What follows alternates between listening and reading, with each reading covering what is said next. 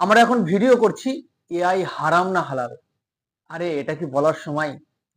পৃথিবীর 90% মানুষ যেখানে এআই এর সঙ্গে যুক্ত, এআই এতটা স্ট্রং হয়ে গেছে আপনার চাকরিটা পর্যন্ত চলে যাবে। আপনি যদি এই যুগের সঙ্গে নিজেকে কানেক্ট না করতে পারেন, আপনি এই সমাজ থেকে পিছিয়ে যাবেন। আর আজকে আমরা ফতোয়া দিচ্ছি এআই হারাম না হালাল। বড্ড কষ্ট লাগে। আজকে আমরা আলোচনা করব এআই নিয়ে। এআই এর ভবিষ্যৎ কি? ইসলাম এআই সম্পর্কে কি বলে?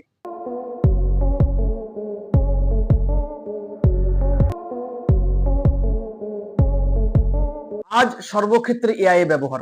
আপনি যেখানেই তাকাবেন সেখানে এআই এর ব্যবহার। যে কাজটা তৈরি করতে 5 থেকে 10 বছর সময় লেগে যেত, সেই কাজটা এআই আমাদের করে দিচ্ছে 5 থেকে 10 সেকেন্ডে। অর্থাৎ আমরা যদি এই যুগের সঙ্গে নিজেকে তাল মেলাতে না পারি, আমরা এই সমাজ থেকে হারিয়ে যাব। একটা সময় ঘড়ির সমাজে এত মূল্য ছিল যে মানুষ এটাকে চুরি পর্যন্ত করত, কিন্তু সময়ের স্রোতে এমন ভাবে ঘড়ির মূল্যটা হারিয়ে গিয়েছে, আজ এটা নিষ্ক্রিয়। একটা জায়গায় পড়ে থাকলে আপনি টাচ করে পর্যন্ত দেখবেন না। অর্থাৎ সময়ের সঙ্গে আমাদেরকে তাল মেলাতে হবে। যদি তাল মেলাতে না পারি, একটা সময় কিন্তু আমরা পৃথিবী থেকে হারিয়ে যাব। যেমন করে মোবাইল জগতে বিপ্লব ঘটিয়েছিল নোকিয়া মোবাইল, কিন্তু নোকিয়া মোবাইলটা যুগের সঙ্গে তাল মেলাতে পারেনি। যেখানে অন্যান্য কোম্পানিরা স্ক্রিন টাচ নিয়ে আসলো, আপনার ক্যামেরা নিয়ে আসলো, সেখানে নোকিয়া অনেকটা পিছিয়ে গেল, যার জন্য বর্তমান বাজার থেকে কিন্তু নোকিয়া মোবাইলটা সম্পূর্ণ হারিয়ে গিয়েছে। তাই এআই যে আমাদের সমাজে চলে এসেছে, এর সঙ্গে যদি আমরা অ্যাটাচমেন্ট না করতে পারি, আমরাও কিন্তু ঠিক কাঠ খড়ের মতো সমাজ থেকে হারিয়ে যাব। পৃথিবীর মানুষ আমাদেরকে মূল্যায়ন করবে না। আজ ইহুদিরা যে জিনিসগুলো বানাচ্ছে সেগুলো আমরা ব্যবহার করছি। এই এআই তৈরি করেছে কারা? এর পিছনে কিন্তু ইহুদিদের হাত আছে। মুসলিমরা সেটাকে ব্যবহার করছি।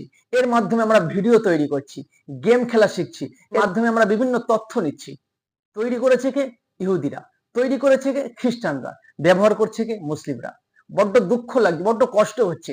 যদি রসুল সাল্লাল্লাহু আলাইহি ওয়াসাল্লাম হায়াতে জিন্দেগিতে বেঁচে থাকতেন, তিনি কি এটা অনুসরণ করতেন যে ইহুদিরা খ্রিস্টানরা যেগুলো বানাবে মুসলিমরা সেটা ব্যবহার করবে?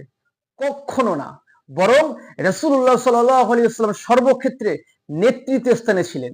মুসলিমরা সর্বসময় নেতৃত্ব দিয়ে এসেছে, কিন্তু বর্তমানে মুসলমানদের এতটা অধঃপতন চলে এসেছে, আমাদেরকে কেউ মূল্যায়ন পর্যন্ত করছে না।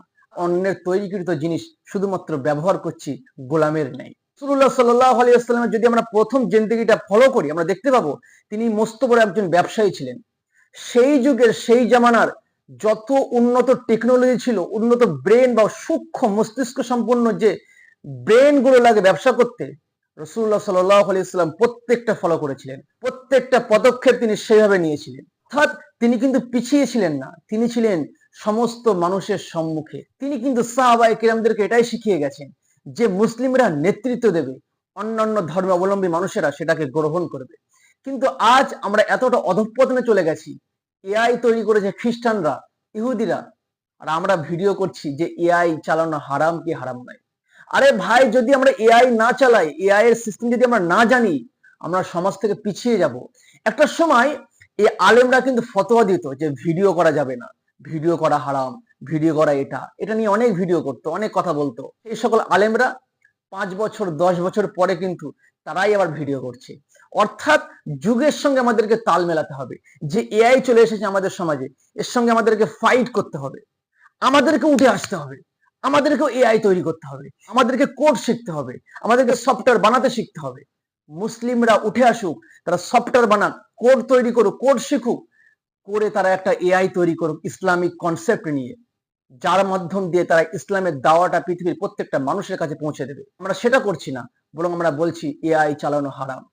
দুঃখ লাগে, ওই সমস্ত আলেমদের জন্য দুঃখ লাগে যারা সমাজের যুবকদেরকে মোটিভেট না করে সমাজের যুবকদেরকে আরো অন্ধকারের দিকে ঠেলে দিচ্ছে। তাই এখন যদি আমরা ঘুরে না দাঁড়াই, আমাদের তো চাকরি শেষ করে দেবে। শুধু চাকরি নয়, একটা সময় দেখতে পাওয়া যাবে মুসলিমদের অস্তিত্ব থাকবে না। কারণ মুসলিমরা যে মাধ্যম দিয়ে দাওয়া কাজটা পরিবেশনা করবে, তার থেকে অনেক অ্যাডভান্স এআই এর মাধ্যমে কিন্তু খ্রিস্টানরা, ইহুদিরা দাওয়াতের কাজ আরো অগ্রিম করে ফেলবে।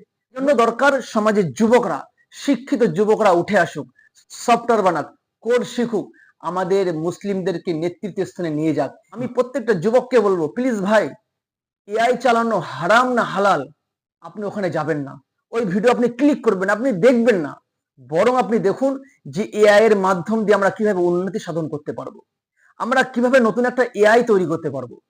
যদি আমরা এইভাবে নেতৃত্ব স্থানে চলে আসতে পারি, ইনশাল্লাহ ইসলাম আবার পৃথিবীর সমাসারে ফিরে আসবে।